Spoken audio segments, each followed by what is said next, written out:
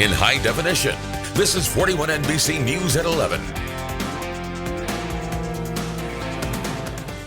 Good evening and thanks for joining us for 41 NBC News at 11. I'm Ariel. Tucker Sargent has the night off.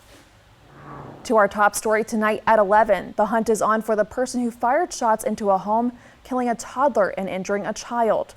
The shooting happened just after midnight this morning at the Deer Run Apartments in Cochrane. Deputies say they found two brothers with gunshot wounds in the home. 2-year-old Yasir Satterwhite died from his injuries, and 4-year-old Tamir remains stable at Atrium Health Navicent in Macon. Both the GBI and the Bleckley County Sheriff's Office are handling the homicide investigation. This is priority number one. We will work and work and work until someone is brought to justice for this heinous crime. The Bleckley County Sheriff's Office is offering a $6,000 reward for information in this case.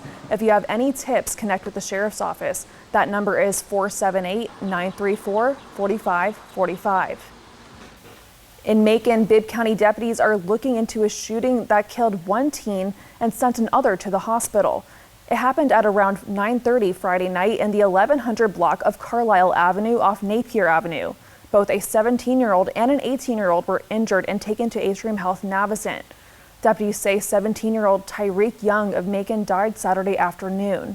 The 18-year-old remains stable. In Baldwin County, 5 people were shot at a weekend block party in Milledgeville. Police say 4 women and a man went to the hospital with non-life-threatening injuries. The block party took place at the intersection of Leo and Nobles Court. Officers responded to gunshots there just after midnight Sunday morning, and multiple people were leaving the area. Several homes and cars were hit with bullets. Investigators say the shooting appears to be gang-related. Sadly enough, I think this is going to continue until people start holding these groups accountable. And of course, we've had several shootings in Milledgeville. Unfortunately, it's been off the chain. So I mean, I don't know how we stop that. I don't have an answer for that. Chief Swickard says possibly 1,000 people attended the block party in the Castlewood subdivision. If you have any tips in this case, give Crime Stoppers a call at 1-877-68-CRIME. In Washington County, a third person is now in custody for the deadly Memorial Day weekend shooting at Larry Mitchell Park in Sandersville. Washington County Sheriff Joel Cochran says 35-year-old Frederick Smith has been charged with aggravated assault and reckless conduct. He's being held without bond at the Washington County Jail. The Byron Police Department released video from an incident that might be tough to watch. The driver in the video is now facing criminal charges for reckless driving. Friday evening, officers were alerted to an SUV driving into other lanes and almost hitting oncoming traffic. Officers blocked the driver at the Highway 42 and 49 intersections. Officers tried to talk to the driver, who also had a small child in the car. They say the driver was uncooperative, and she tried to drive off, hitting 3 Byron police cars and an officer. She also backed up and hit 2 witnesses.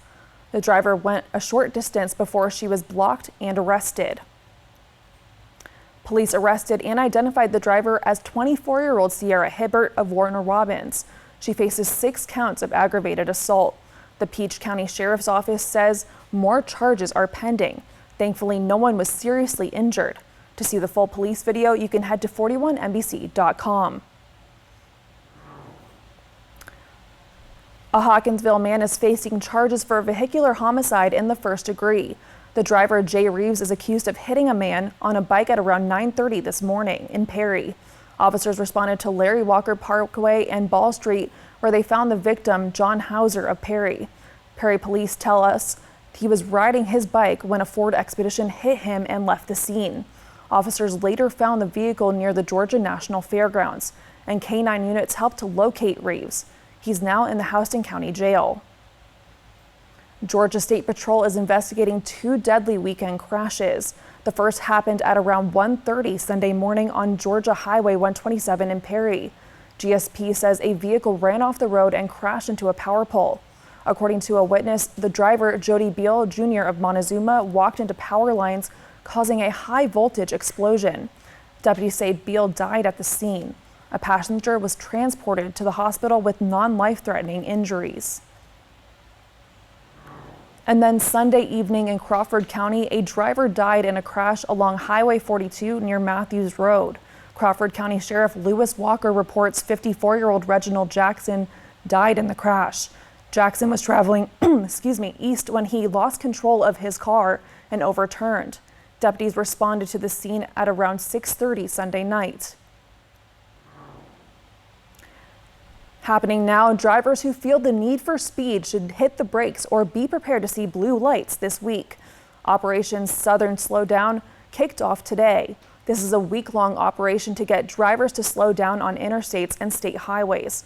5 states across the South are participating, including Georgia. Law enforcement says drivers need to make sure they're watching for pedestrians too.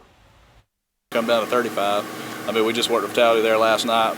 Speed was involved, so I mean, and as far as pedestrians, I mean, they'll be crossing the street. You know, I mean, you can't count on them to use a crosswalk because they're not always going to do that.